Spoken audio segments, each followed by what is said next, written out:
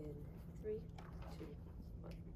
These regulations target trans women working on the streets. They send people to prison for missing a HIV test. These are so harmful for the most vulnerable stakeholders, and you must oppose these regulations. A few things in this speech: firstly on setup, secondly on why this is unfairly punitive and likely to be used really badly, thirdly on why you're losing anonymity and why that's really bad, and finally a bit of mitigation on how we're still going to get good practices on our side. So firstly, first point of setup I want to make is to explain who this debate is actually about.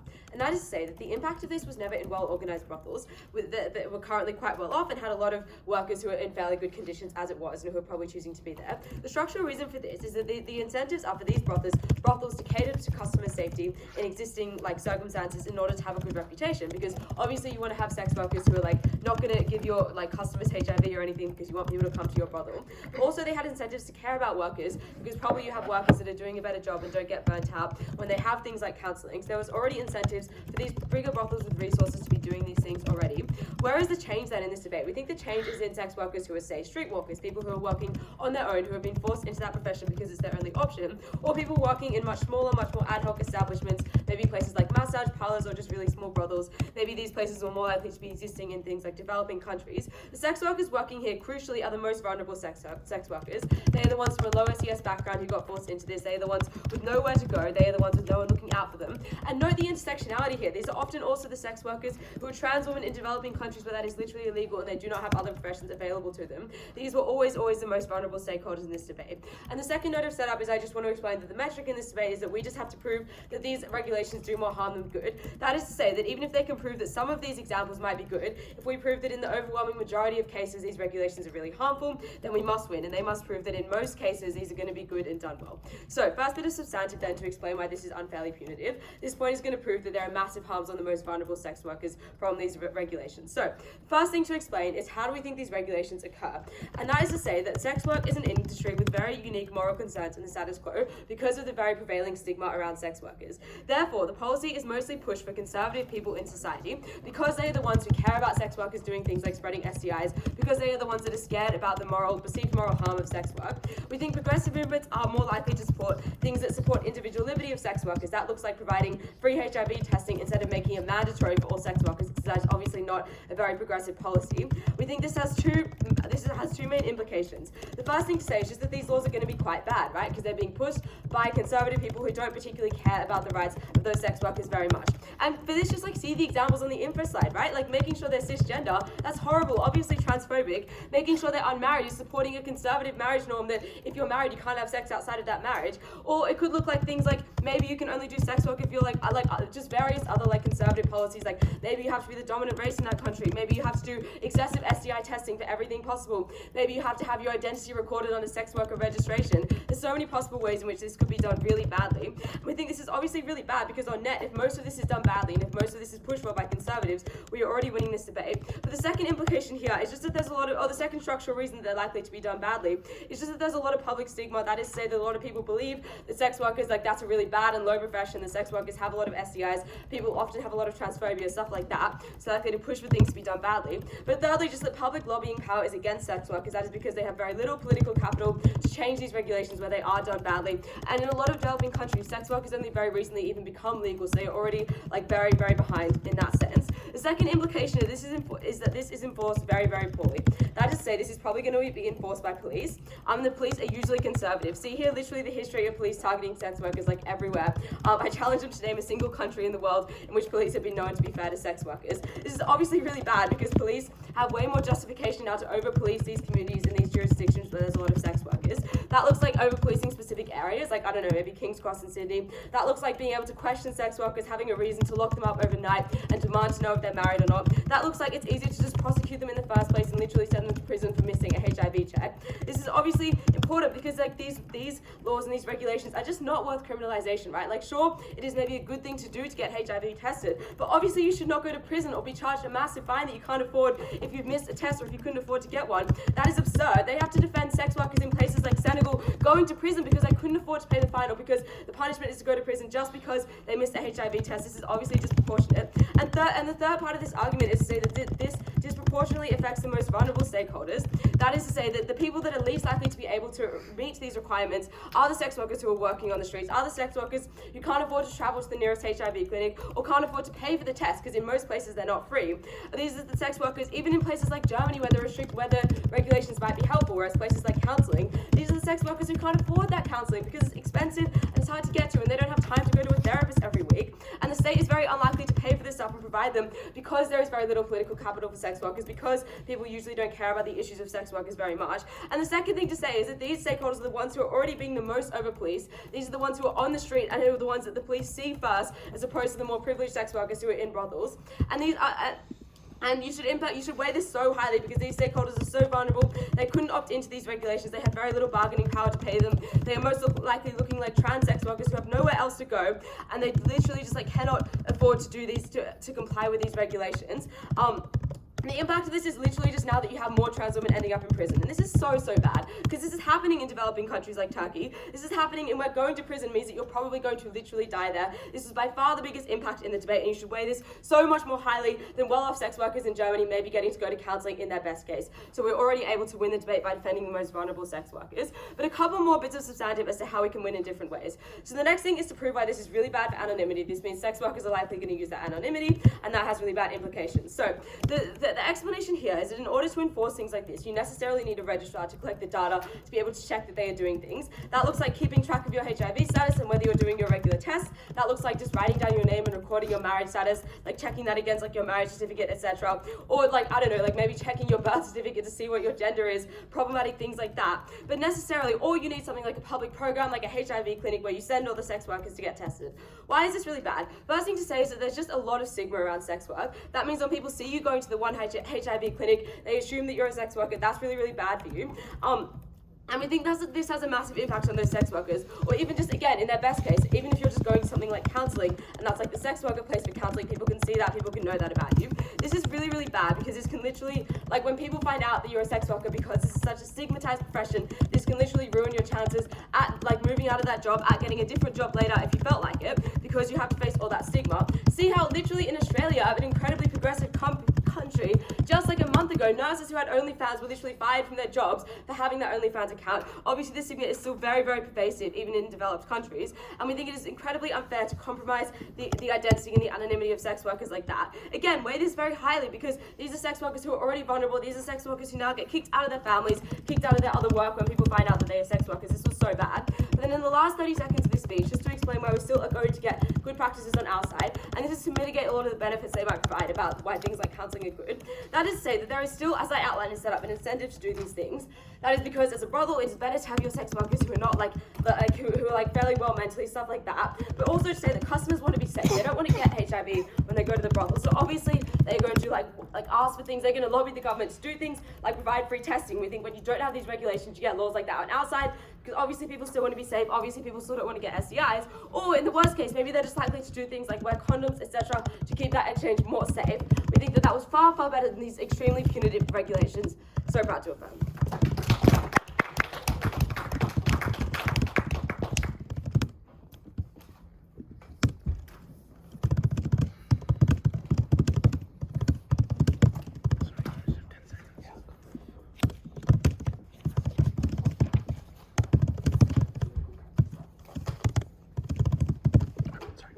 All right, thank you for that speech, and I welcome the first negative speaker to begin their team's case.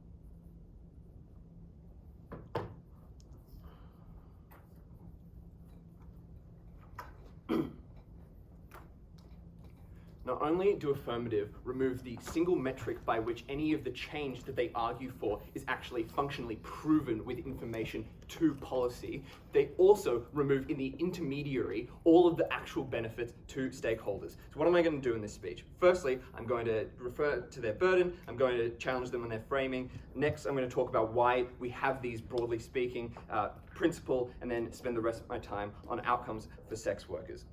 Firstly, on their burden, yes, they have to prove that these regulations in spirit are on net more harmful than good, not just like that they currently aren't, they have to prove why these won't ever be as well.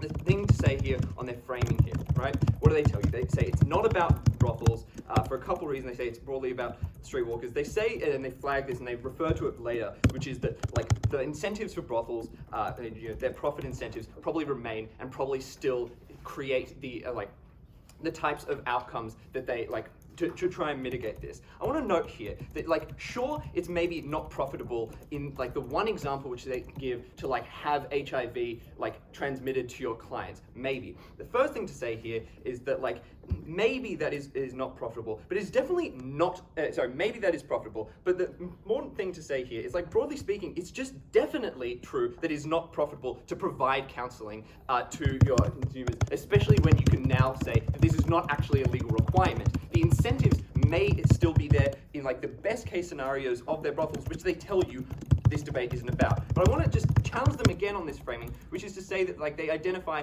that this is only about streetwalkers, even though they spend a lot of time talking about brothels. But I like to point out that even though they may characterize this as being like the most vulnerable stakeholder, it's just probably broadly true that this is not the majority. The reasons for this is by their own characterization of like where this debate takes place in terms of developing nations. Is like the reality is developing nations just have bigger sex work industries. The reason for this is because there's like things like sex tourism, there is things and importantly here is like there is incentive because of the larger industry to have the type of higher regulation. And note they also give you at the very, very end a note on like brothels lobbying the government here. Note that here that's probably just not profitable for them. They never characterize why that would be in their incentive here.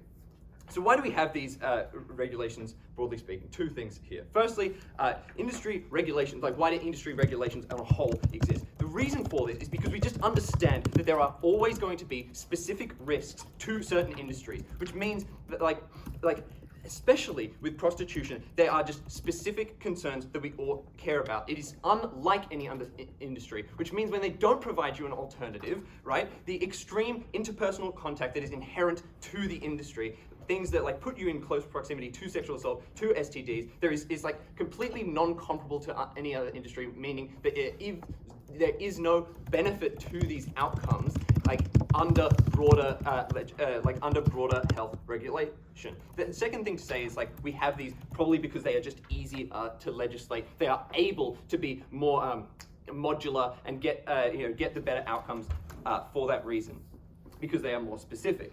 The principle here I'm going to bring you, just very briefly, is like on like an idea of sovereignty. And I'd just like to quickly say here that like debaters can't prescribe like a Western morality to the idea of like to like these very, very unique and different contexts here. There is no recognition of like, perhaps it is true that in certain countries they value things like marriage a certain bit differently than we might do in this very debate, which is then to say that like to suggest that like this is principally wrong to like restrict sex work in this way is probably a violation of sovereignty in a certain way, because they don't address the nuance of each nation and they don't prove why the incentives of these governments ever change meaningfully to like change the morality that there would ever be the types of outcomes, which actually has a couple different impacts on like the outcomes, which I'm now going to bring you. There's 5 things to say here.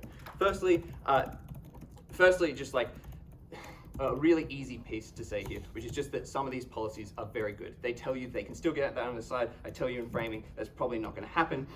And importantly here, things like counseling, things like STD testing are like measured on the metric of sex work happiness. A lot of the metrics they give you to evaluate, to tell you why these would ever be implemented, are evaluated on a brothel's profit incentive, which is just to say, like on a really easy piece of like mechanization, that like the step to get the the step to get the type of outcome for counseling, for STD testing, for sex workers is just one step removed, because you have to believe that the brothels care about these people. We tell you that at the point which you believe that the government or the legislation cares about the sex workers, that policy is going to be implemented well, and we give you things on the info slide that are just natural, easy benefits. Things like counseling, things like STD testing are so important for sex workers.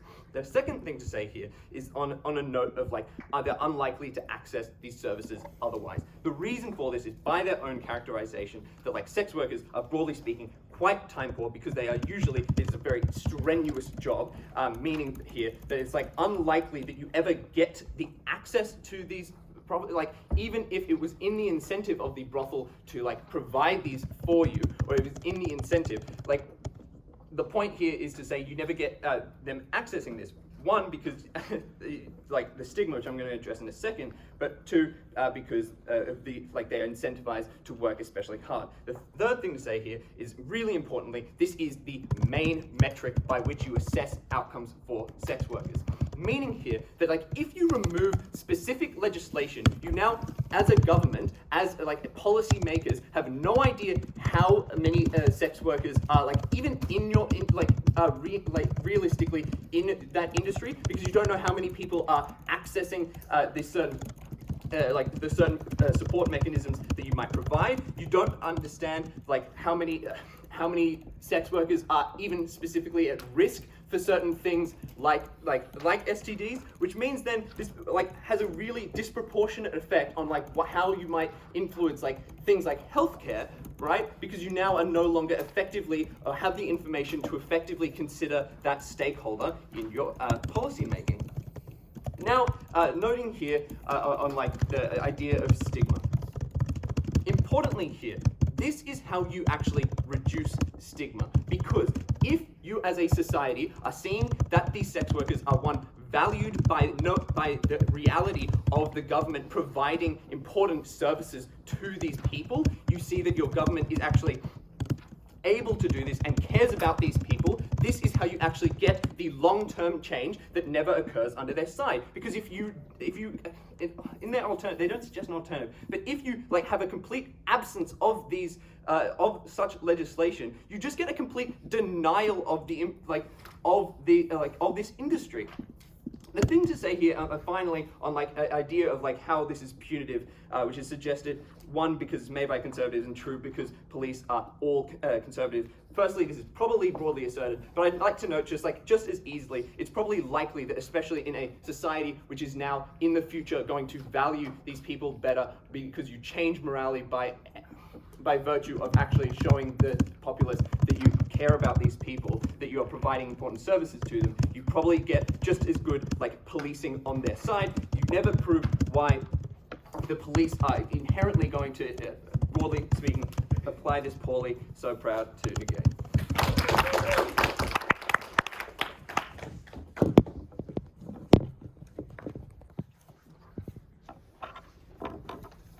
All right. Thank you for that speech, and I welcome the second affirmative speaker to continue the debate.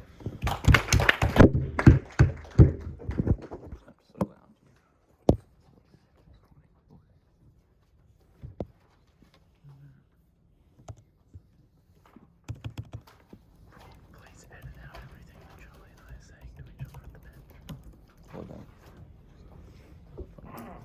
I'll get it set up. I'll just do the Jordan thing of, this is just a game, trying to win this game, not reflective of any views for any, past, future employers. Don't fire me. What if I want to become a sex worker in the future? I don't want to be harmed.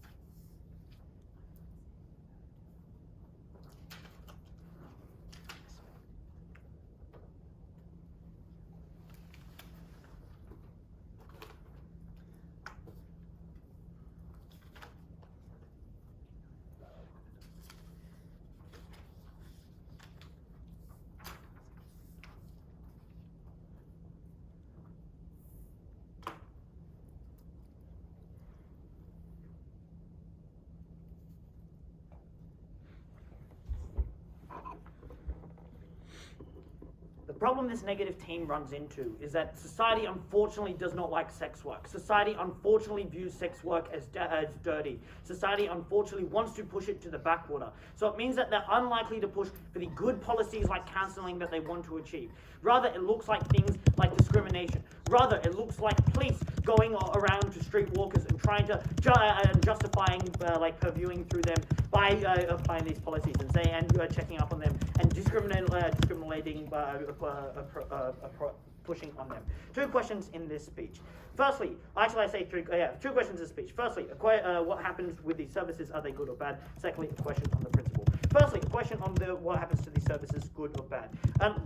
Firstly, I'm gonna kind of on their push when they're like, I guess potentially on what these services look like, and I guess a note of characterization, because most of their benefit relies on these services being pushed in some good way, being pushed in some accessible way. So if I can show that they're unlikely to be in this good way or unlikely to be in the ways that they explain, then we think we already take out their case and we're very far ahead in this debate. So why did they think they were unable to get these services were not going to be as good like counselling as they claim?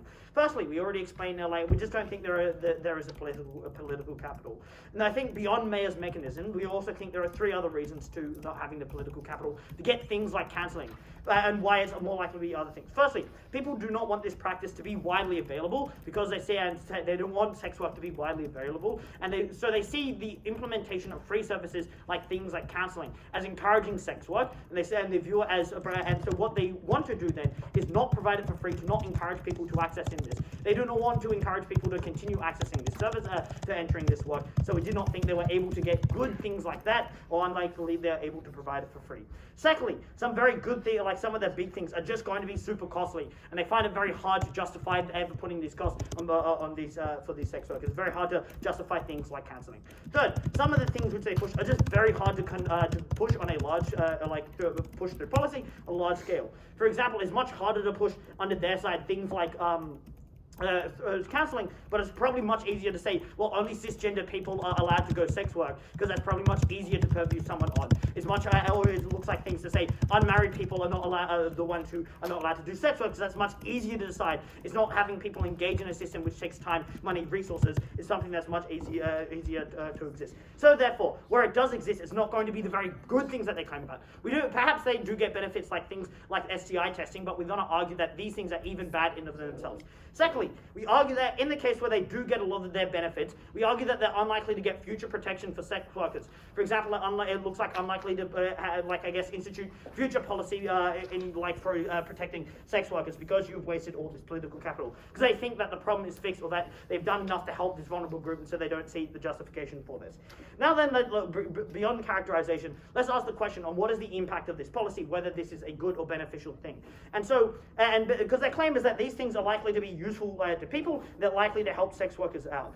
I guess there are going to be two main responses to this. Firstly, we argue that there's probably going to be a situation where multiple of these laws intersect at one time. For example, it looks like not having transgender sex workers, but also having them to have STI testing and other forms of HIV testing. Or even looks like individuals like illegal immigrants or those who are trafficked in, who engage in sex work, also basically do not want to engage in conducting this policy because they get found out that they're a legal immigrant, or they get found out that they're transgender and thus breaking these laws. And so, but the problem is that they don't leave sex work under their side, because Mayer explains that this is perhaps the only way that they can earn money. They do not have access to other things like support networks. They do not have access to government benefits. And so the impact is that you're likely to massively harm these sex workers under their side for 2 reasons. Firstly, they're more likely to have STIs because they cannot get tested, because they have the fear of persecution, they have the fear of being thrown into jail. And so that means that, and so the problems like STIs are more likely to be more prevalent under their side, flipping their benefits. Secondly, the sex workers, when they're likely to be abused or harmed due to power imbalances, they are unable to go to the police, they're unable to go to the hospital because they will just be thrown in jail. This is not something that we want. We want to protect sex workers. When a sex worker does get an STI and they didn't have the testing, we want them to go to hospital and not be thrown into jail. We want to look after them, and we argue that they're unlikely to access these things under their side. They're likely to be thrown in jail under their side. This is a massive harm to the most vulnerable people, those who are likely to be transgender, those who did not have access to capital in order to rise up. So that explains then why they're massive harm under their side. But secondly, we argue that people do not access these services under their side, probably because there exists stigma, and so then especially to those who are the most vulnerable, those who are street walkers, Because people find it harder to access these services. So because firstly, they do not want to expose themselves. And so it means then that they never access these services, which activates major harms. Or secondly, they don't want to expose themselves to friends and family, because then that means they're likely to be cast out and ostracized for engaging in such dirty work. The counterfaction on why we think they can engage in these things under our side is because you can just blend in. You don't have a justification that you are required to do this because it's part of your work or weekly checkup, and so as a result, that's good. But third thing to say is that Mayor explains why you have a set of incentives to engage in the very basic and best things to look after your health. Firstly, if you want, as a sex worker, you want to be doing a regular STI testing because you just do not want to die from HIV, because you do not want to get an infection from an STI, you do not want to cause that harm to your health because that's just bad itself. But secondly, if you do get these things and you don't treat them early enough, then you'll likely be taken out of work because you don't have a lot of money. That means that you're going to be put on especially dire straits. So that means you want to have a lot of preventative testing and you want to do a lot of things preventatively to look after yourself. But the third thing to say to this is also that if you have an STI, then you probably just can't do your work. And that means that you'll likely be left in vulnerable situations. So you have the incentives of your work and to keep your money flowing in order to look after yourself there. The final thing that they try to respond to this, where they say it's likely to be unprofitable to provide things like counseling. We also think there are incentives from these, like, say, brothels to ensure that you're not traumatized. For example, because people will, because they earn less if they just have less workers, so they want to ensure that their workers are able to work properly because they can earn more. So you have incentives to at least check up on them. You have the incentives to make sure that they're being treated well. You have the incentives to make sure that they're feeling all right. But secondly, your clientele is likely to be less happy if your workers aren't as productive, if your workers aren't as happy. So you have a profit incentives in order to look after your workers. The next claim that they try to make as the beneficial of this policy is that data is helpful for policy. It's very important. The first thing that we like to say is that Mayor already somewhat preempts the harm of this. When Mayor explains that if you have to force people to engage in a register, then you have to out them, as for example, as sex workers. You have to out them as, for example, being trans or other things which are particularly harmful to them. We prefer that sex workers can be anonymous because they feel like they could otherwise be targeted by other people or they could be targeted by their family. But the data isn't probably going to be helpful because it can probably do other things like research sex workers. But this data is more likely to be protected by data than the data that you get from the police. And it's more likely to be protected because data on our side won't be given to the police. This data won't be used as a justification to search through sex workers, justification to lock up sex workers. And because the comparative then is under their side, is that they might have, we think that police are going to be, like, I guess the incentives to look after, like the incentives of sex worker being sex work being seen as dirty, means that they have justification to have a lot of police search, to over-police these neighborhoods in order to lock these up, and which we think is particularly harmful. We also think that also data was never an issue in policy. We explain that it's the political capital, and with all the data, because we think even with all the data in the world, the government still has no reason to make good policy because and they never proved this link. Finally, quickly on the principle, they say about sovereignty, but we argue that these cultural norms are conservative. They hurt sex workers because they view dirty and whatnot. So we think the counter principle is like bodily autonomy, and we're also willing to trade this off for benefits to sex workers, well, especially vulnerable. Very proud to affirm.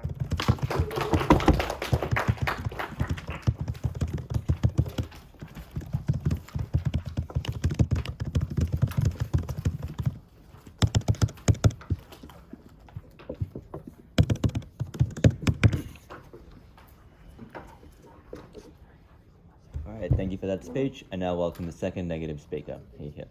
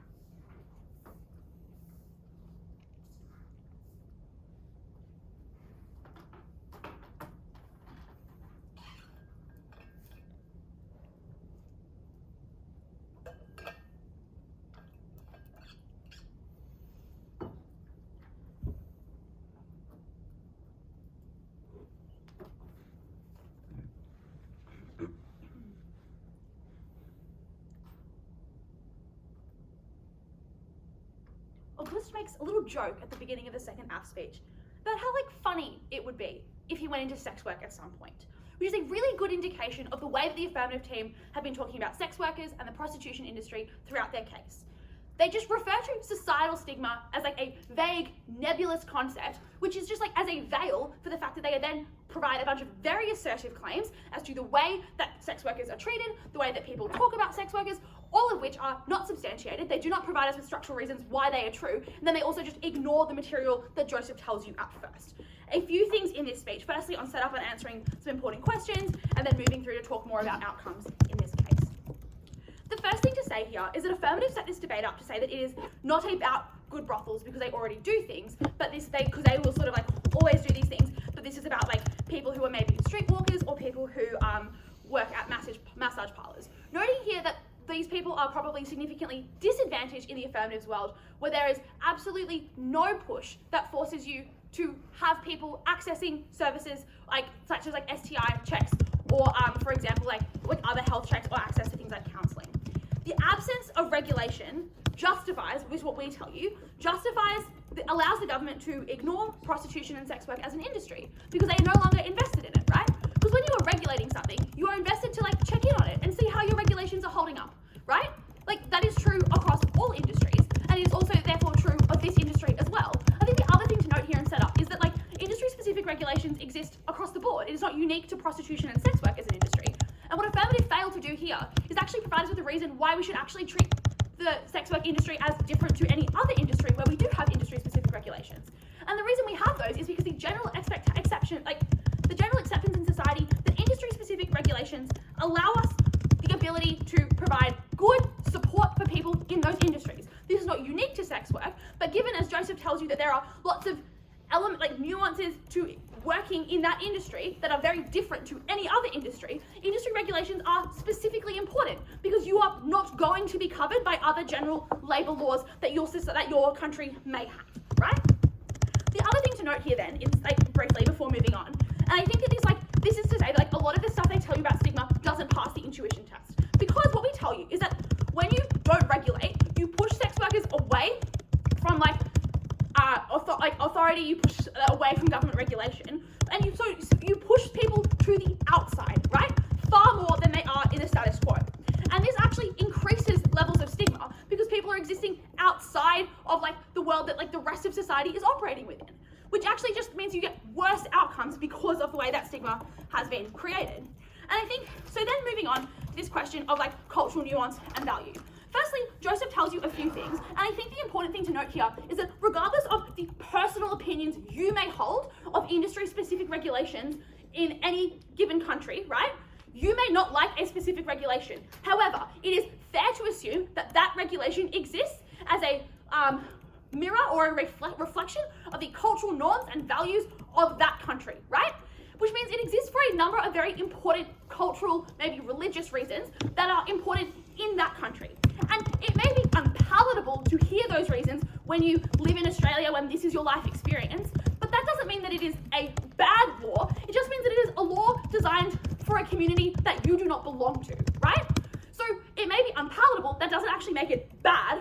Auguste doesn't actually rebut this, he just talks about cultural norms, but that is not a response to the fact that you cannot firstly change cultural norms. And also, obviously, the cultural norms that lead to the oppression of transgender people, maybe in Turkey, for example, whilst regrettable, do not change when you change this regulation, industry-specific regulation. It is more that the industry-specific regulation is a reflection of the fact that transgender people are mistreated in Turkey. Obviously, they don't fix all of those harms, which are the far greater harms and far more pervasive harms, and harms that exist for a broader spectrum of the community that obviously exist in their world as well, and also get worse and compound with what we told you at first in terms of our impacts as well.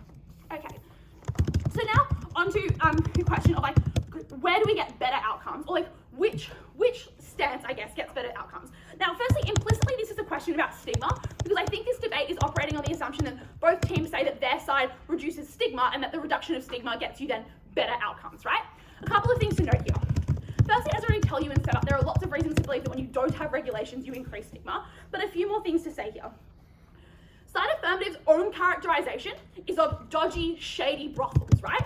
Is of people who have, in some instances, actually no employer or no unionized employer because they are streetwalkers, right? So there is absolutely zero protection for people outside of government regulation, right? And noting here that if you are a streetwalker, maybe you work for someone else, maybe you do not and you work independently, but if you do work for someone, they probably don't care about you that much. Like, I think because given that we know that this is likely to be, in some instances, manipulative, or it is unlikely the actors they are talking about actually care about like sex workers that maybe work for them, right? Especially when it comes to things like, and Joseph tells you that like, even if it is true in their best case example, which is like, oh, your employer probably doesn't want you to carry an STI and therefore will encourage you to get STI checked, it doesn't equate to things like them providing you with counselling. I would note here that when the government mandates counselling, they are sort of obliged to make sure that counselling is accessible, because that is sort of the logical follow-on from the fact that they have required people to access counselling in the first place, right? And also, I would note here that the comparative, whilst the government may never be like a perfect actor, is probably like, I think just intuitively, a far better actor than like the owner of a dodgy, shady brothel, which is the characterization they are talking about in this debate, right? And that's for a few reasons. Firstly, the government is obviously more likely to be held accountable, right? Because they have like, there are checks and balances in an electoral process. The other thing to say here is that like, they don't have the same skin in the game from a profit incentive that the brothel owner has, which means the government is more likely to objectively assess and therefore look after you in a way that is like important, that doesn't exist in their world, because in their world the government neglects you, right? They then tell you things about like, Auguste then talks about like illegal immigrants and how like people, like illegal immigrants are not going to want to appear on some sort of register. I would say that in their best case scenario, this is obviously like symmetric, because illegal immigrants are not looked after by a legal system in any world and are always going to be the more vulnerable stakeholder. But the other thing I would tell you is that like government regulation that requires maybe reporting on things like the number of prostitutes who maybe work at a certain brothel, right? Probably also then mandates that makes it harder for illegal immigrants to be pushed into that work and exploited, because they are more likely to be reported on, right? At first affirmative, we hear that this is really bad because they will be targeted unfairly and that this might be the only job that they have. But noting here, I think it is still preferable that there is a level of reporting or a level of analysis that allows people to be looked after, even if it is like unfortunate or people don't want to be known that they are a sex worker. I think the other thing to say here is that like they have this weird conception that like in the rhetoric we hear at First Affirmative is like, you'll be seen to go to the sex worker place for counselling. Obviously that again isn't how this would operate, and I feel like it is like very uncharitable of them to be like, oh, you will be stigmatized for walking into a psychologist. Like that doesn't make a lot of sense. Obviously most psychologists, like even here, I'm sure everyone knows, like they tend not to have giant signs on the wall that say, hi, I'm a shrink, come visit me. Like you just sort of get to go in, right? And I think and then they also add second the push is that, oh, people will research sex workers, which is more a reflection like the sort of like fucking creep that would do that, and not a reflection obviously on sex workers or that as well, which is to say that to the extent that anonymity is a problem, people are going to be creepy or oppressive in any system, but in our system we get government regulations that protects them and provides them with a level of protection that they will never access in affirmatives world, where they are not forced to do it. Because as Joseph tells you and is unresponded to, there are so many reasons why people won't access these resources unless they are forced to. Those reasons exist in our world, we are proud to negate.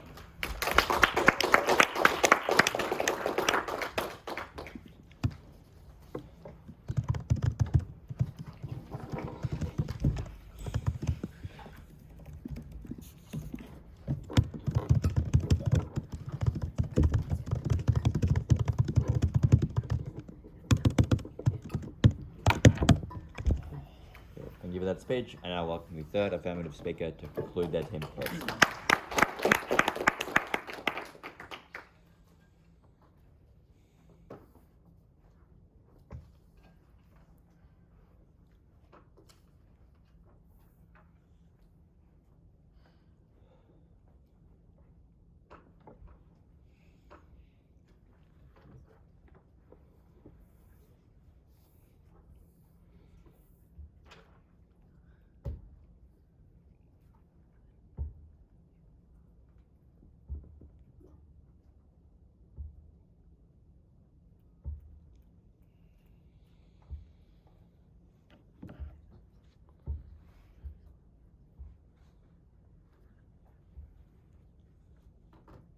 I might not know much about sex work, but I think everyone can have an idea of how debilitating it would be to have something like AIDS.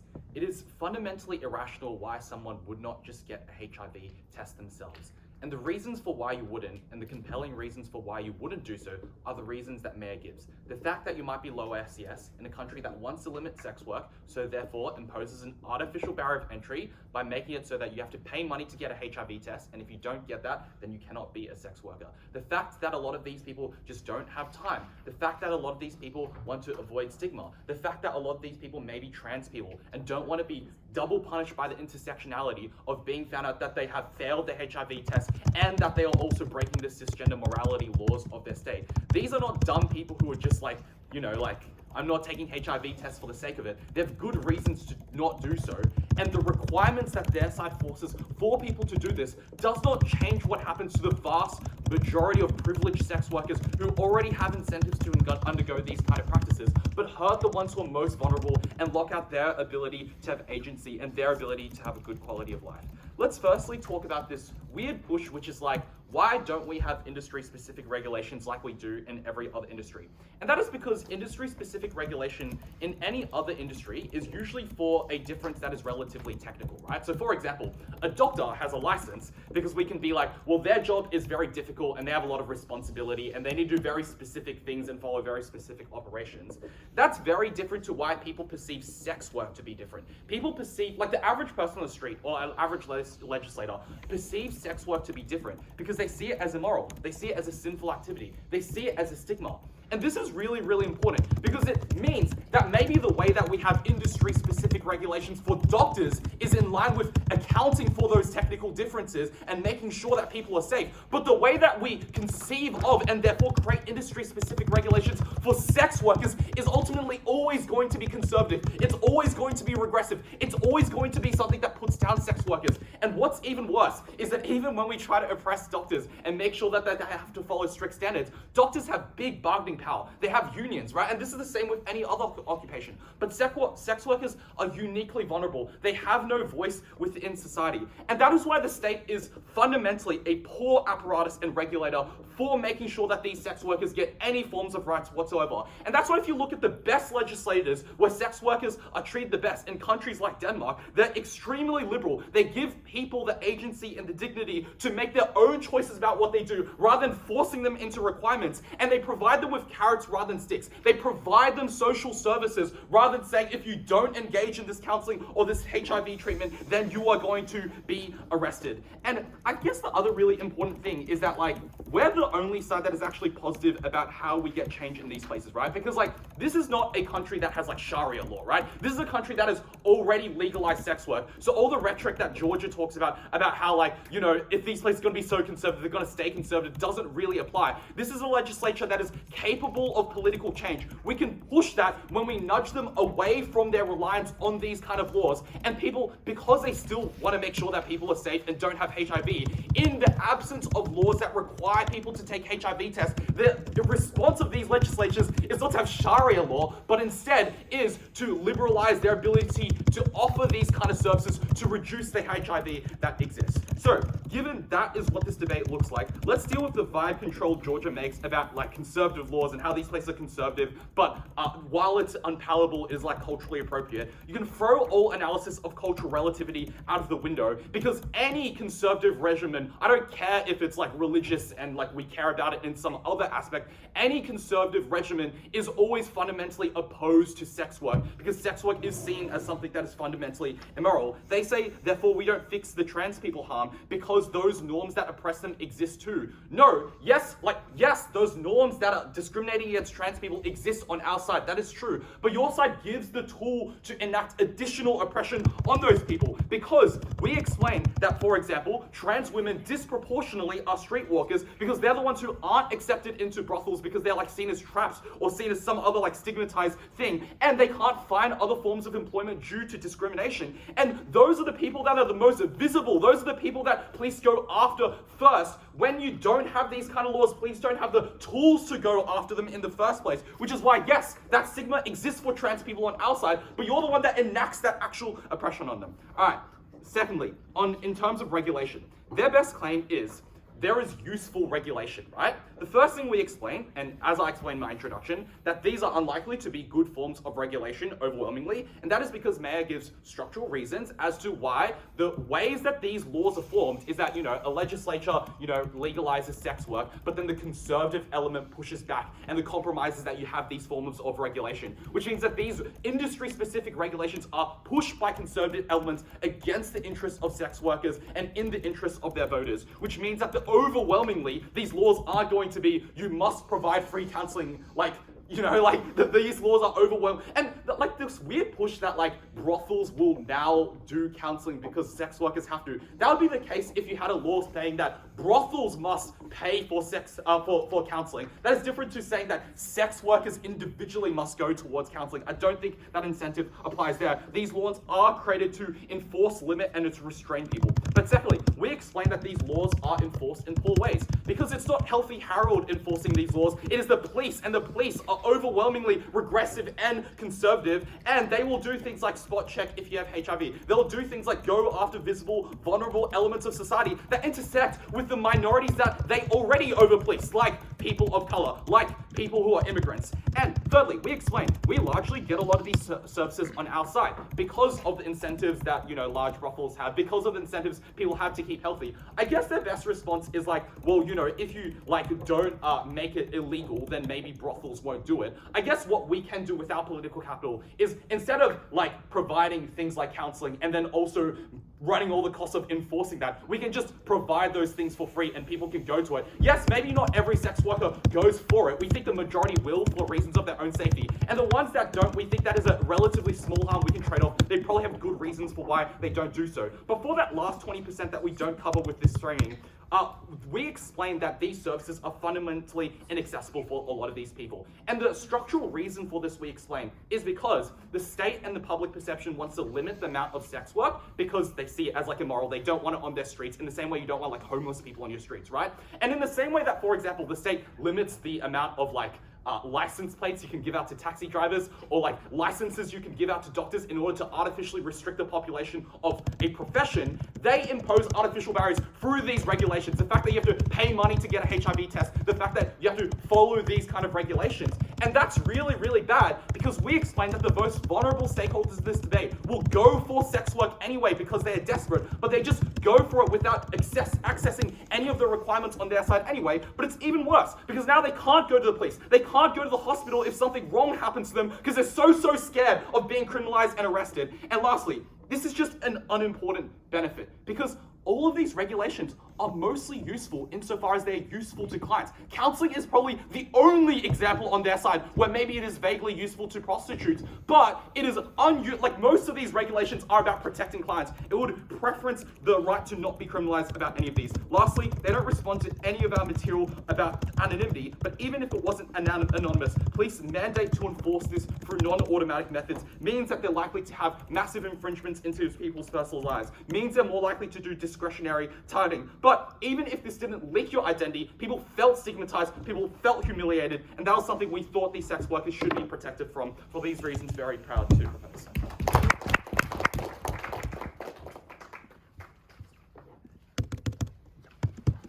Thank you for that speech, and now welcome the third negative speaker to conclude the debate.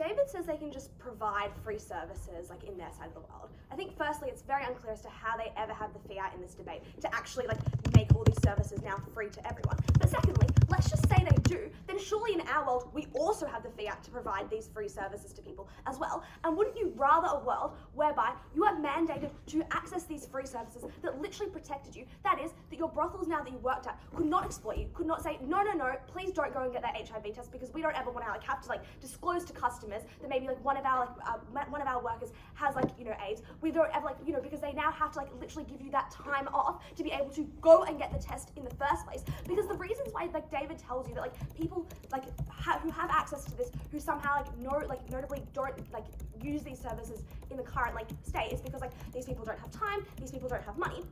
The thing to note here is that obviously when you mandate it, when you have a brothel that has 30 like you know sex workers working for it, now that brothel then gets slammed, even though this goes to the individual sex worker, obviously this therefore looks like they lose a fuck ton of their people who are working for them. This literally means they have the incentive to therefore make these to ensure that the people who are working for them go and get these tests in the first place. And that is literally how we win this debate, because it is far more profitable for police to go after like a brothel, and notably it's not like the brothel itself, but like far more profitable to be like to go after like a group of sex workers who are all together and literally almost like run down a brothel and like collect a whole host of fines from that, as opposed to just like going after like an individual on the street. Obviously it's far more easy for like police to just crack down on larger groups of people, so that was where the majority of this enforcement occurred in the first place.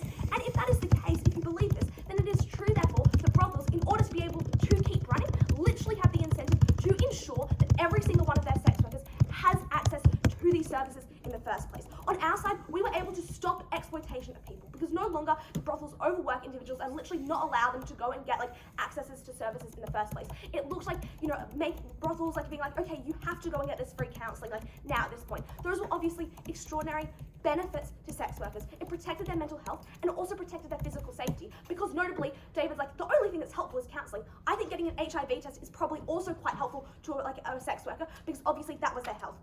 A couple of things then in this speech. Firstly, I'm going to ask who actually gets better access to these services. Then I'm going to look at the political like capital for future change, as well as how this is enforced, and specifically regarding like the most vulnerable individuals in the first place. The first thing to note then, therefore, is on access. And I think the important thing to note here is I think you should weigh this extraordinarily heavily in the debate, as opposed to things like cultural norms. Because what we tell you is that cultural norms and like individuals in this debate who were not going to who experience kind of like these like laws about cisgender, etc. things, were probably in countries that were not going to treat them very well in the first place anyway. And I think what this therefore means is the harm that you get is not actually far worse than what you get in the current state, and instead we get like such an astronomical benefit to the individuals who are able to like therefore access these services. What do they say? In our world that it's terrible because people like are literally unable to have access to the services that were required. This is untrue. What we tell you is that it actually creates the impetus for change and allowing these services to become accessible. That looks like the fact that now brothels literally just have the profit incentive to ensure that everyone gets it, because they will literally close down if they don't. Notably, this is I would note that a vast majority of sex workers are individuals who have like some like superior like individual who's like perhaps helping like their sex work. That was genuinely the majority of sex workers in this debate. So I think that was true. They say so this therefore means like most of them are able to access it because like the brothel will like finance it in the first place. And I think secondly, it also provides the incentive for governments to literally be able to give these services out for free and like quite widely available. Why is this true? Because literally like governments, I think it's like quite clear for lobbying groups now because notably this debate did not exist like maybe like 10, 20 years ago where sex work was considered like absolutely horrific. I think the fact that they have regulations in these countries already suggests there is already a changing view towards like prostitution in the first place. That is that it was an industry that like perhaps required protection. It was an industry that deserved specific regulations that were specific to it. What this therefore means is I think that governments are like probably at a point where they actually can make better decisions about being like, well, it's probably better to be able to provide these services to everyone. And what I think that therefore means is like also lobbying groups have more power to be like, if you're making this a law, then therefore you should provide this far more so to people like around anyway. And I think even if you don't think that's true and they still remain like inaccessible, I think brothels like do the jobs for most people anyway to be able to get that. And I think the second thing they say is like, well, you're unlikely to access it out of fear. I think the first thing to note is like obviously like this is untrue because hospitals are not required to like tell police things like when you walk in. Like that's obviously there's patient confidentiality, and I think that's like probably quite fair for individuals to know about and like to be able to go into. And I also think it's actually you're far more likely to access these services because no longer are you stressed about what someone will think of you because like that person is literally required to treat you under law. I actually think that reduces your fear of going in because it's something that you actually have to do in the first place. Why then?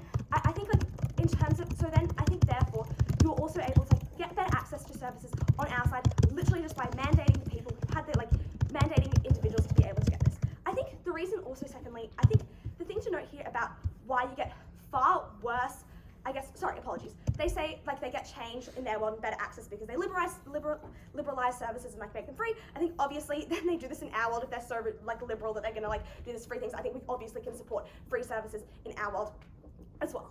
And then, so in terms of access, I think we're able to get far better access. The second thing I want to then note about is like the idea of like what actually occurs when you remove these regulations. Because I don't think they provide a significantly better alternative to what these regulations look like. And I think in fact, what actually happens is that the way, because they tell you that like the police just enforce this really poorly on people, this will be done like really like nastily to people. But what I tell you is I think the reason why we have these regulations is without these regulations, sex work often just like has no like ability to become legalized in lots of countries and in fact actually becomes decriminalized. Why is that? Because regulations are literally the reasons that governments are able to justify like, well no, this is an industry that is okay, that is an industry that we are able to regulate and therefore it is okay to legalize. When you like, do not have regulations in place, what this looks like is decriminalizing these industries, not allowing sex workers to work, and notably, they literally tell you that the most vulnerable people will always go into sex work. That was far worse when you literally did not have like legal protections to be able to do that work. That was a debate-winning harm because in their world, they never proved why governments still had like the capacity to actually be able to like help sex workers in the first place. I thought that was an extraordinary harm in this debate. If decriminalization occurred, I think you should weigh that extraordinarily highly. And I think that happens, especially in conservative countries, which don't have like a lot of like capital, I guess, like do not have like a lot of capital in terms of like changing like opinions towards sex workers. The final thing they say here is like, well, there's no political capital for future change because they've wasted all of their capital on this. I think that's probably incredibly untrue because obviously if you have regulations now, I think there's like the incentive to like make these regulations better. That is like legislative reform consistently like occurs in Parliament. That's when you have an act that is like put in. I think over time like you consistently have amendments to those acts that actually reflect like the way that that act has been enforced and see like if there are issues with it. I think that therefore means you do get political capital for future change. But again, as I just noted, unclear as to why this future change ever actually occurs on their side when you don't have regulations in the first place that makes this industry far more palatable to your average consumer who sees this as like, oh, well, okay, like maybe like there are regulations around how this occurs. So I think we actually get better political capital on our side. The final thing to note here is in terms of stigma towards sex workers. They say you get worse stigma, but I think this is untrue because obviously when you treat this like other industries, that is an industry that deserves respect, an industry that deserves regulations. This obviously means that sex workers are now like seen within the bubble of, I guess, like more like kind of like acceptable professions. I thought that was incredibly important. At the end of this debate, what you should weigh most highly was who was able to actually get better access to services, because these were the things that actually protected individuals in these industries. There was no reason for them to be able to ever actually prove that you increased access to services. On our side, by mandating this, it therefore meant that individuals literally had no other option because, as they tell you, brothels have profit incentives. Extraordinarily proud to